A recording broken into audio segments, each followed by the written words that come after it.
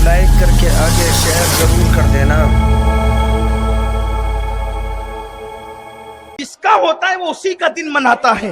आका ने फरमाया मूसा हमारे पैगंबर है इसलिए हम उनका दिन मनाएंगे।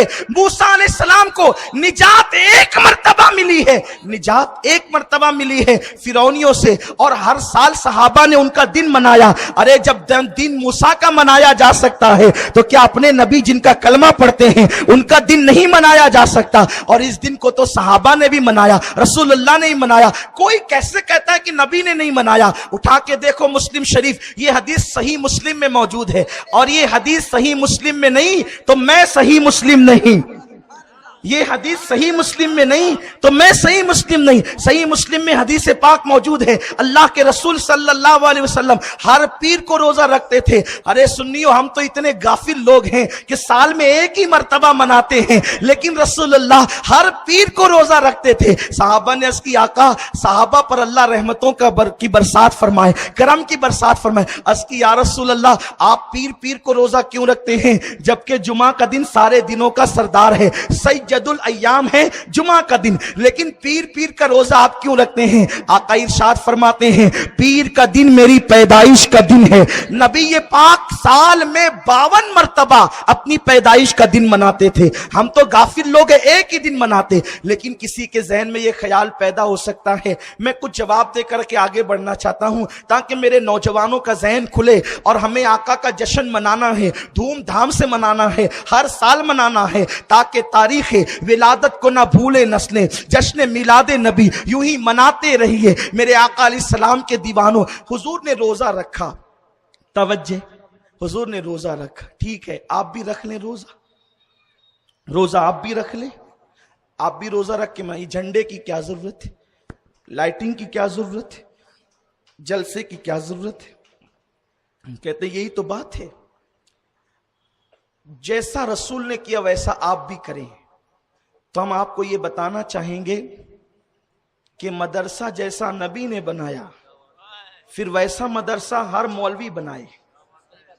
नबी का मदरसा 10 बाई 10 का एक ओटा था, बस बगैर छत के खुली हुई वो जमीन थी, और उस पर बिलाल, सुहैब रूमी, सलमान फारसी, अबू बकर सिद्दीक ये नबी के तलबा थे, और हुजूर उनको पढ़ाते थे। और रसूलुल्लाह के मदरसे का कोई चंदा नहीं होता था, न रमजान में होता था, न शाबान में होता था, न बकरीद पे कोई चमड़ा वसूल होता था, ये सब कुछ नहीं होता था।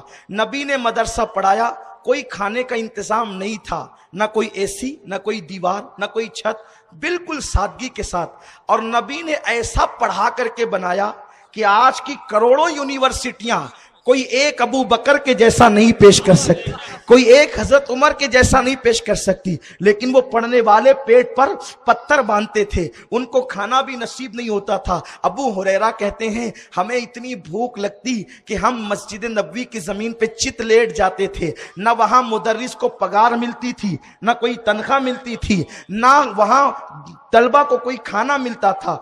तो अगर हमें पाबंद किया जा रहा है कि जैसे नबी ने मिलाद मनाया, तो हमें भी ये हक पहुंचता है ऐसा कहने वाले को, जो नहीं कह रहा है वो जैसा चाहे मदरसा चलाए, लेकिन जो हमें कह रहा है कि नबी ने मिलाद जैसा मनाया आप भी सिर्फ वैसा मनाए, दूसरी कोई चीज शामिल न करें। जब हम उनसे कहेंगे तो हमें हुस्ने जन है, क्योंकि वो अक्लमंद लोग हैं, वो दानिश्वर लोग हैं जो मना कर रहे हैं। हम जब उनसे कहेंगे कि नबी की तरह तुम भी मदरसा चलाओ, तो वो हमसे हमारा दामन पकड़ के कहेंगे अमीनुल कादरी होश में आओ, आज दौर बदल गया है, हालात बदल गए हैं।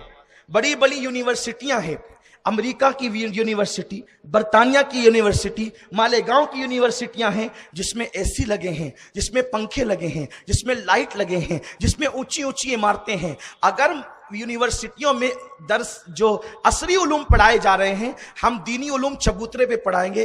अरे बिल्डिंगों में पढ़ाते हैं तो मालदारों के बच्चे नहीं आते, सिर्फ गरीबों के फाका कशों के बच्चे आते हैं। अगर हमने यही किया कि नबी की तरह ओटा बना लिया, तो ये होगा अमीनुल कादरी कि लोग यूं भी नहीं आते और यूं भी नहीं आएंगे। तो हमारा काम कैसे चलेगा? दीन मफलूज होकर के रह जाएगा, दीन का काम नहीं चलेगा। इसलिए दौर का तकाजा ये है, अगर असरी उलूम वालों ने यूनिवर्सिटी बनाई है तो हम उससे बढ़कर इमारत बनाएं। उनके यहाँ एक एसी है तो हम 2 लगाएं, उनके यहाँ डेस्क है तो उससे अच्छा हम लगाएं, उनके यहाँ एक लाइट है तो हम 2 लगाएं, ताकि दीन की इज्जत बचाएं और दीन की इज्जत बताएं, ताकि लोग यूनिवर्सिटी छोड़ करके हमारे मदरसे में आए, इल्म हासिल करे। फायदा किसका होगा?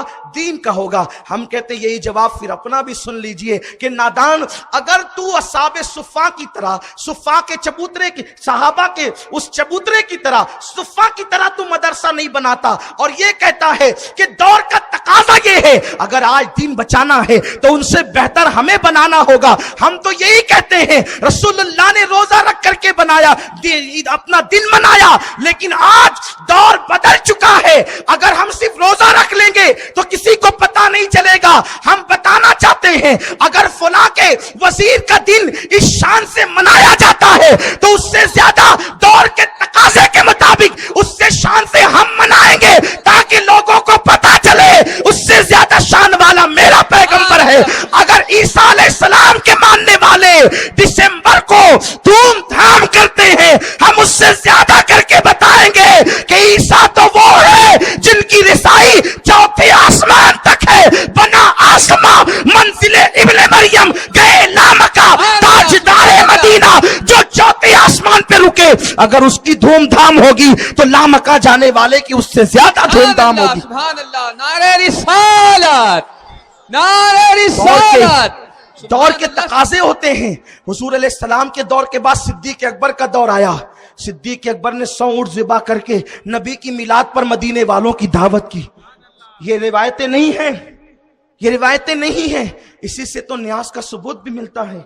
अबू बकर सिद्दीक न्यास कर रहे हैं, अबू बकर सिद्दीक रसूल का मिलाद मना रहे हैं, लेकिन अफसोस आज ये बातें छिड़ रही है कि मिलाद हुजूर ने नहीं मनाई। हदीसें सुनाई जाती फिर भी नहीं। बुखारी शरीफ में तो किताबुल निकाह में वो कितनी मशहूर रिवायत है, कितनी मशहूर रिवायत। नमाज अगर काफिर पढ़े तो उसे सवाब नहीं मिलता, है ना। नमाज काफिर पढ़े उसे सवाब नहीं मिलता, रोजा रखे उसे सवाब नहीं मिलता। लेकिन एक इतना बड़ा काफिर जिसको अल्लाह ने काफिर कहा, इतना बड़ा काफिर, सर्टिफाइड काफिर, जिसे कुफ्र का सर्टिफिकेट मिला हो, सनद याफ्ता काफिर, उसके कुफ्र में कोई शक ही नहीं कर सकता। जो लोग कहते हैं काफिर को काफिर ना कहो, वो भी उसको काफिर कहते हैं। उसका नाम है अबू लहब। अबू लहब जब वो मर गया, नबी दुश्मनी में मर गया, मरने के बाद हजरत अब्बास ने उसको ख्वाब में देखा। यह हदीस किसने लिखी? इमाम बुखारी ने, असहुल कुतुब बादा किताबिल्लाह, कुरान के बाद सबसे सही किताब बुखारी शरीफ। देखो किस कदर सितम है, सितम है, सितम है, किस कदर सितम है। किसी किताब में मिलाद मनाने का सबूत नहीं। जिस बुखारी को हम बगल में लेके घूमते, खत्म बुखारी से पहले तो कोई मौलवी कहलाता भी नहीं है, कम से कम नहीं कुछ पढ़ा होता तो बुखारी ही सही से पढ़ लेते, और पढ़ लेते तो ईमान नहीं तो दयानतदारी से पूरी पढ़ लेते। आगे के 4-5 पेज पढ़ लिए, पीछे के 4-5 पढ़ लिए, और 8 मीटर की पगड़ी बना करके घूम रहे। ये इल्म ऐसे नहीं कहते, पूरी किताब पढ़े। देखो मैं कहता हूं तो लोग मुझे बुरा मानते हैं, लेकिन बात सच्ची कहते। बुरी अगर गलत कहूं आप मेरी जबान काट लें। आज की तारीख है मिलाद की तारीख, एक तारीखी वाकया हो जाएगा। गलत बात कहने पे जबान काट लोगे तो जिंदगी भर दुआ दूंगा, मैं आपको बुरा नहीं कहूंगा। इतना ज़र्फ रखते हैं हम लोग, और बात तो वही है जो सच्ची हो, बात वही है खुदा लगती हो। तो ये क्यों हुआ?